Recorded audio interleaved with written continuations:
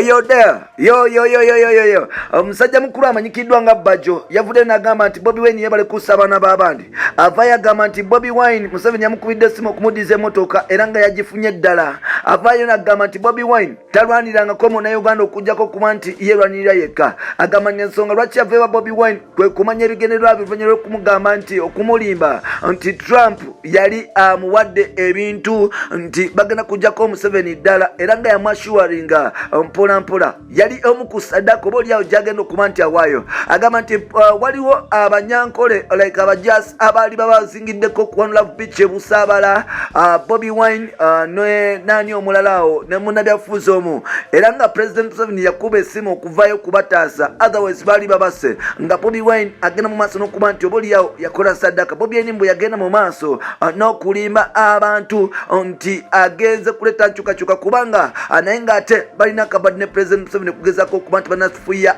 opposition ddala.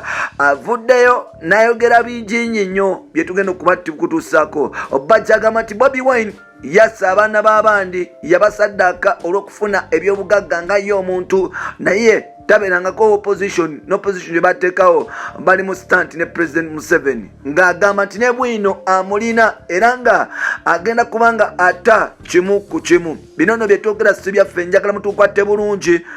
Bino bye twogera si byaffe, twogera ebigambo bya Bajjo yabadde ku Urban TV ne musajja mukulu amanyikiddwa nga Miles Ramiti nayogera ebigambo bino. So n'ekirala njagala naawe opinion yo nga gwe naffe bino bye twogera siffe tuwa opinion ya Bajjo mpola. Tukwaniriza kutugafiyo muganzi ogumanyikiddwa nga Uganda mukamoli amanya n'eddoboozi bampita Ntambi Jimso Rich Boy Maxudi Junior. Webale kuba nti otambula nange okunjagala okunfiirako n'okuba nti okkiriza biti bye tukola mpola. Olunaku lwa leero muzikirize mbaleetedde Powerful Figure amanyikiddwa nga Bajjo Events. Bajjo Events ono I was so surprised and shocked okulaba nti omusajja ono omuyivu ddala era nga musajja musomi ddala. Nabadde nga mulaba ku Urban TV ne musajja mukulu amanyikiddwa nga Ramit Miles. Wabula alina ensonga zeyagambye n'agamba nti gwe Munnayuganda ali eyo ng'olowooza nti mu Uganda mulimu opposition bakulimba nti abopposition bonna bakola bukozi ssente era nga gwe kennyini ayagala enkyukakyuka gwalina okusalawo olunaku lumu ogende oba oliawo ku street wekalakase naye ng'abantu beweesiga obwesige bonna bajja kusiba kawaani. Bagamba nti Bobi Wine yalimba Bannayuganda kuva ku removing funandagamu nti yowebereremu mpola removing a dictator bikwase Kyagulanyi mpola ngezo zonna sloganize mpola paka bwe yali amasimbi ge n'avaayo n'agamba nti kati dictator mutadde mu mikono gy'abantu. Agamba nti Bobi Wine tasobola kulya konsene za Museveni ezioma bwezi tunazivaamu nti yakozesa olukujukujju okusingayo bakyalibe mpola okusobola okuba nti basacrificingibwa olwo nno ye yefunire sente mpitirivu ddala. Agamba nti opposition ya Bobi Wine nfu ddala kubanga bamuleetera okuba nti asanyawo opposition era nga yali contract President Museveni oba oliawo gye yamuwa. Wetwogerera bino byonna Bajjo abyogera ku TV emanyikiddwa nga Urban TV ne musajja mukulu amanyikiddwa nga Miles Ramiti. Ensonga lwaki nteekako ebintu bino sagala mulowooze nti ffe tubiwanda just mukama kusaba okenda onoonyeko clip oba osobola naawe okirabe.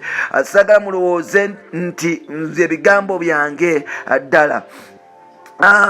Bintu bingi ebigenda oba oliawo mu maaso mu ggwanga aba opposition. Twalabye Sebugwawo owa FDC afunye ekifo ekya IT mu gavumenti nga bagamba nti oba oliawo abamafiya abali mu opposition oba abantu bagezaako okuba nti baagala kukozesa opportunity okusobola okuba nti bascoringa ebintu byabwe. Opposition UPC n'ekifo mu gavumenti of FDC n'ekifo mu gavumenti n'ebibiina ebirala mpola. People Power yefuga opposition party. Bobi Wine Bajjo agamba nti Bobi Wine okujjako okulimba Bannayuganda amadika ogiyingiza otya nga wano erinaba eritumine n'abantu abatonotono gw'ogiyingiza otya obanga kino Katumba talina amadika manga toli mu kabadi amadika gw'ogijjawa nga gwe Bobi Wine. Avudde n'agamba Bannayuganda nti omuvubuka oyo mwegendereze era nga byalimba Bannayuganda oba oliawo bimuweddeko. Tukwaniriza tukwebaza okuba nti otambula naffe ebbanga lyonna katukomewo gwe bali kuba nti otwagala mu lo. Bye.